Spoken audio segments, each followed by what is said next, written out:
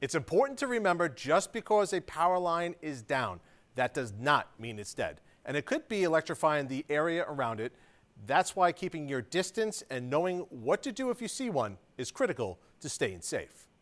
When it comes to power lines, it is virtually impossible to tell just from looking if it's carrying a potentially deadly current. According to Indiana Michigan Power, when a downed line is carrying a charge, it may be humming or sparking, or it may be doing nothing at all. Which is why agencies across the nation agree you should always treat any downed power lines as though they are alive and deadly. It's important to remember the line isn't the only danger, as it could also be energizing anything it comes in contact with.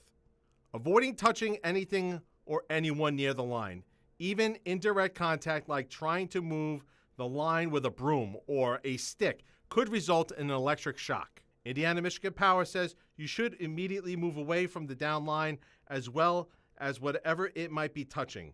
While you should also try to get as far away as you can, experts recommend being at least 35 to 100 feet from the scene of the damage.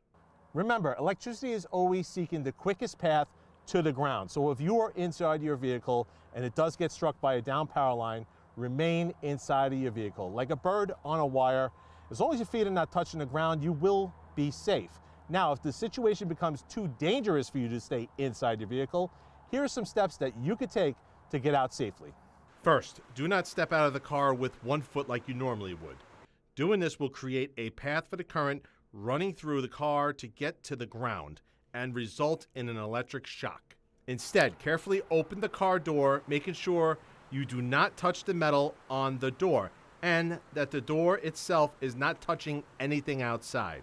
Next, jump as far from the car as you can, keeping your feet together and making sure that you do not touch anything. It's important to remember to land on both feet at the same time and then shuffle your feet. Don't pick them up until you're at least 35 feet away.